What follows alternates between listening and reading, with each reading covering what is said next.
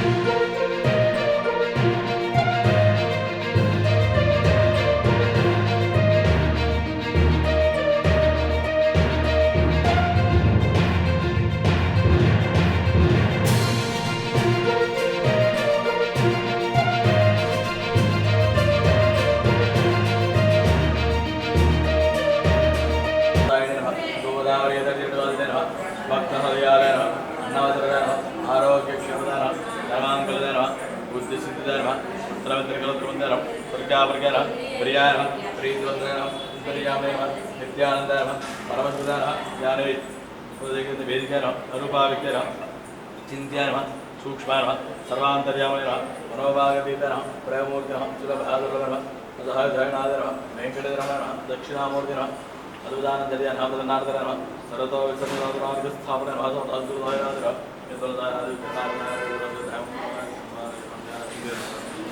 ఓం సాయి శ్రీ సాయి జయ జయ సాయి. మన భద్రాచల శ్రీ షిరిడి సాయిబాబా మందిరంలో ఈరోజు గురువారాన్ని పురస్కరించి ఉదయం 5:15 కాకడహారతో స్వామివారి కైంకర్యాలు ప్రారంభమయ్యాయి.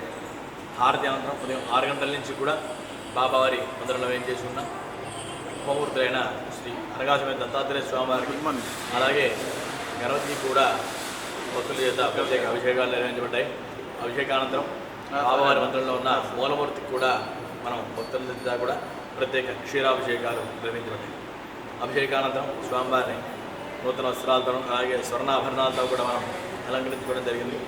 అదేవిధంగా ప్రతి గురువారంలాగే భక్తులు బాబావారి మందిరంలో వచ్చే భక్తులందరి చేత కూడా శ్రీ స్వామివారికి ప్రత్యేక గోత్రనామార్చనలు జరగబడుతున్నాయి.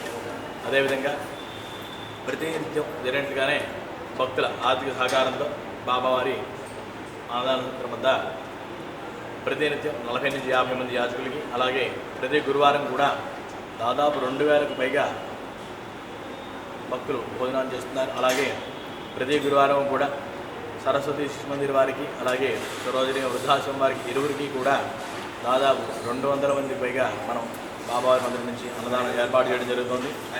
కావున భక్తులందరూ కూడా ఈ అన్నదాన కార్యక్రమానికి తోడ్పడి తమను తాము సహకరించి బాబావారి కృపాకటాక్షాలకు వాస్తవాసిగా కోరుతున్నాము. అదేవిధంగా సాయంత్రం 6:30 జరిగే సంధ్యాహారం తర్వాత 7:45 నుంచి కూడా బాబావారి దివ్య పల్లకి మహోత్సవం జరుగుతుంది.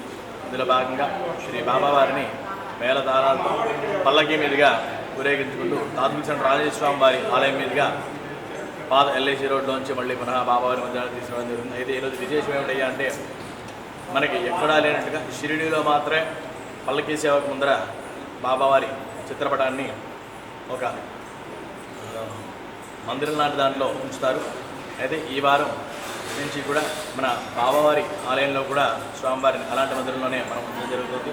అంటే షిరిడీలో తప్ప మరి ఎక్కడా కూడా బాబావారిని ఆ మందిరంలో ఉంచి పల్లకీ సేవకు ముందుగా పూజించే పద్ధతి లేదు.